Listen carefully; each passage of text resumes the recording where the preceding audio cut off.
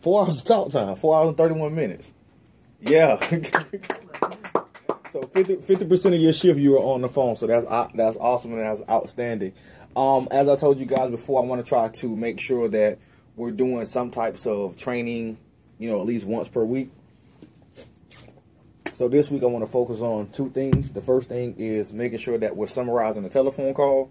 And the second thing is kind of going back over and reiterating the 24-hour buyer's remorse telephone script. So prime example, if you had an enrollment on yesterday, the first phone call that you should be making today is going to be that 24-hour buyer's remorse telephone call. And once you get that student on the line, after you've kind of gone over all the information with them, if you want to transfer them to me, I'd like to welcome them to the program, reset the expectations to make sure that we're doing an excellent job of getting them to financial aid, because we're doing a great job on the front end now, but now we have to make sure that we secure the back end a little bit more, because let's be realistic, we haven't had this much activity and this much volume coming through what we're doing in a while. So we don't want to, you know, have all of our efforts and everything go in vain because we're putting all this emphasis on the front end and not securing the back end. So that's definitely something important. Before you guys got here, Jermaine and I were having a conversation, and we were talking about, you know, we have roughly about 10 days left before I start, 10 working days, should I say, before I start. So with that being said, it just kind of got my mind running about some of the different things that we can do. I think what we should do, I think what I want to focus on is I want to focus on 2 things. I want to focus on the interview process, which is going to be that front end process, and also the application process. So I think between now and the time for us to actually cut off the enrollment period, I want to focus on interviews and applications. So between now and say that Friday before classes start, let's shoot for 100 interviews collectively as a team. So 6 of us take that, break that down, whatever. And of that 100 interviews, let's shoot for 70 applications. That's about a 70% conversion rate from interview to application. And then from application to enrollment, let's go about 50%. So 70 divided by 2 is 35. Of that 35, let's say 50% of that starts.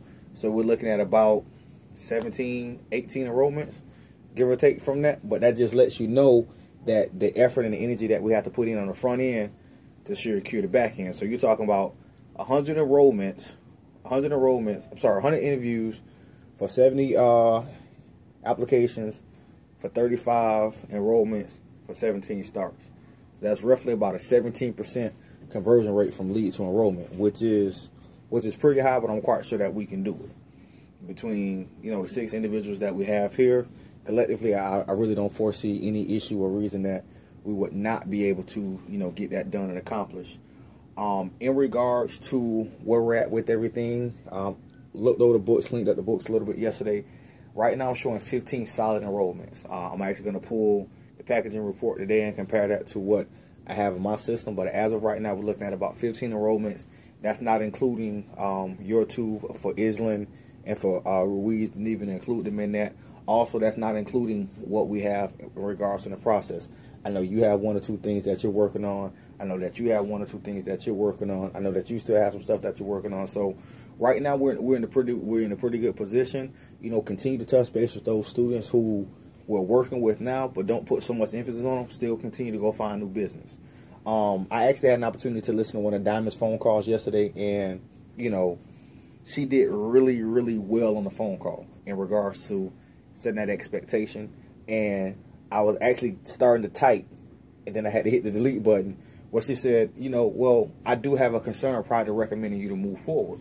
And we always want to have a concern with them. Reason being, because that makes the student sell themselves. When she said that, that student had to sell herself to Diamond because she wants to go to school. So now she's hearing herself say, well, I need to do this because I'm on disability. I need to set a good example for my grandbabies and so on and so forth. That's what you want to do. You want that person to get to the point where they feel like you're going to pull the plug on them.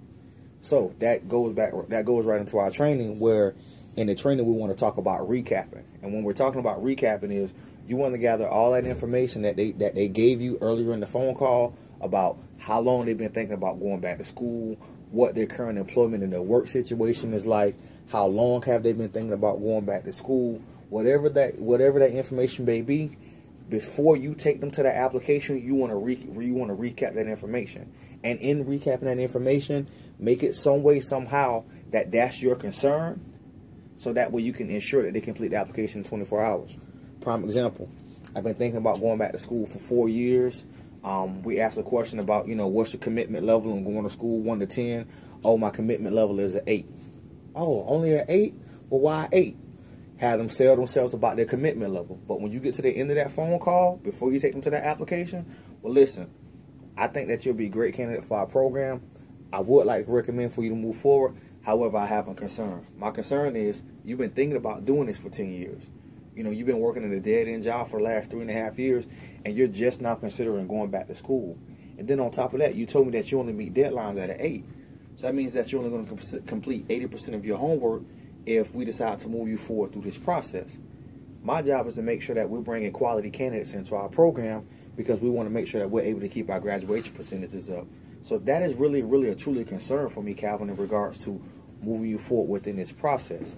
Are those legitimate concerns? After you say that, shut up. Don't say anything. Make them tell you why you should recommend for them to move forward within the process. Make them work for it. I think that we've all gotten to the point where we're confident enough on the phones and what we're doing, and we have enough going on in our back pockets where we can kind of be cocky or be arrogant or be just that confident on the phone.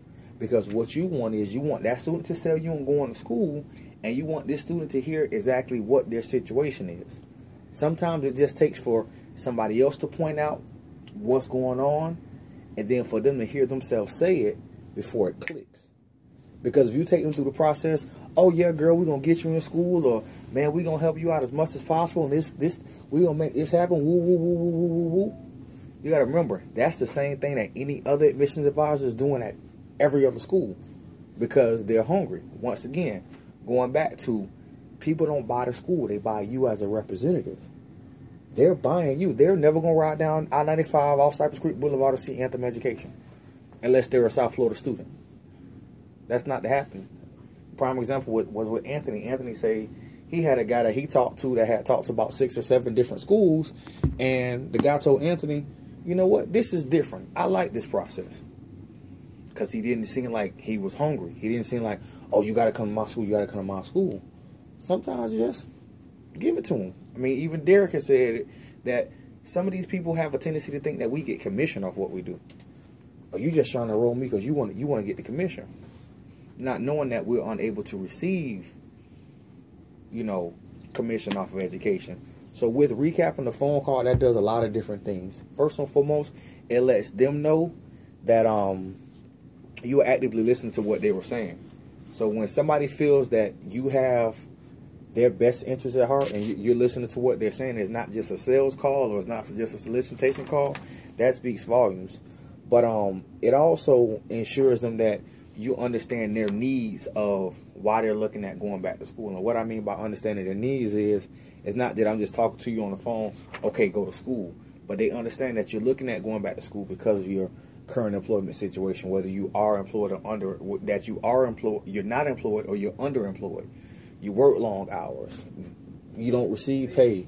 You can barely make your ends meet. So it lets them know that you're listening. Not only are you listening, but you understand. It also develops trust in you as well.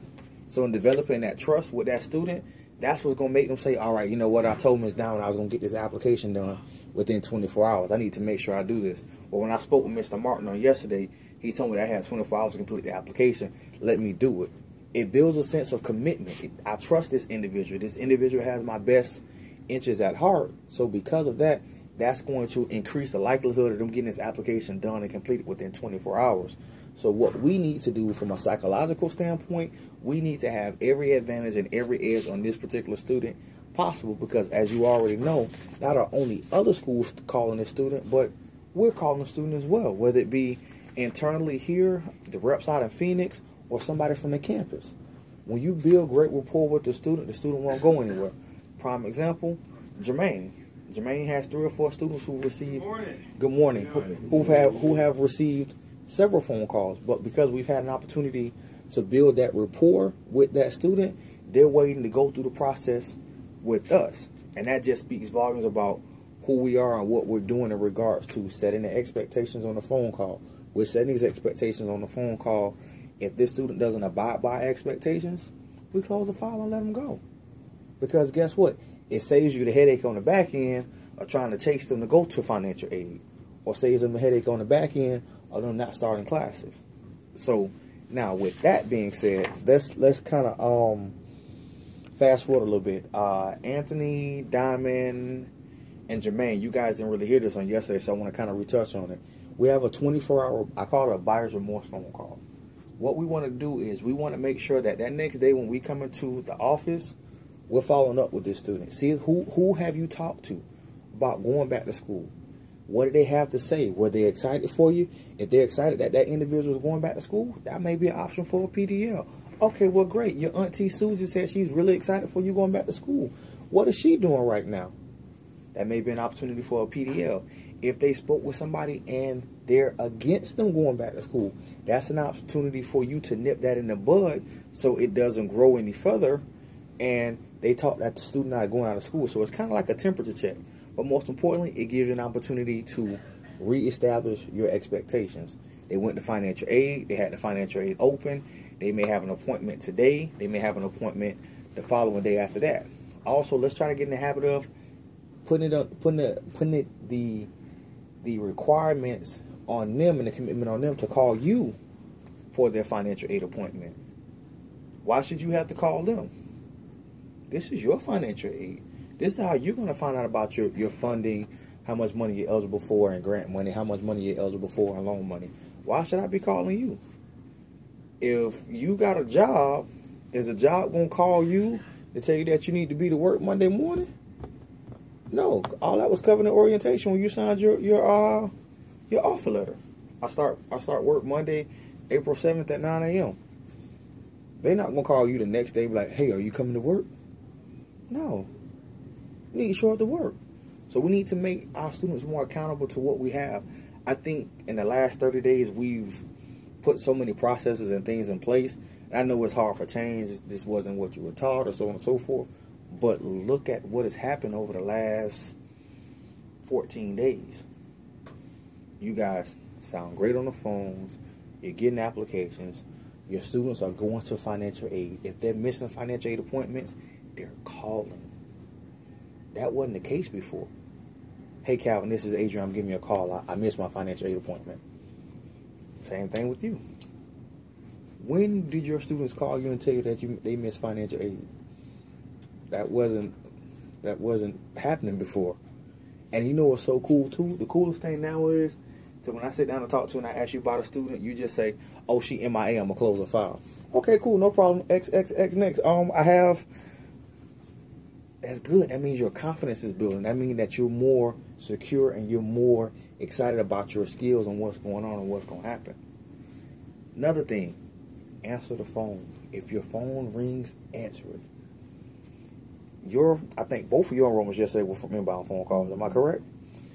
Yours was inbound, and you had an inbound phone call on Friday. On Saturday. I got like 3 enrollments from this cycle from inbound calls. If your phone rings, answer it. If you can't properly service to help the student, give them the number to student support or financial aid and get them off your phone. Your job is to recruit and enroll students to start school. Answer the phone. Pick up the phone. Pick up the phone. Let's look at this. Calvin had 11 inbound phone calls. Diamond had 10. Derek had 9. Jermaine had 5. Anthony had 4. And Adeline had 2. The reason that Anthony and Adeline, their inbound phone calls are so low because they're always on the phone. But when they're not on the phone, they pick up the phone. It's there. So let's utilize the resources that we have. Now, another thing is to do today. Let's be very mindful. Let's be very smart. Tomorrow we work 1 to 10.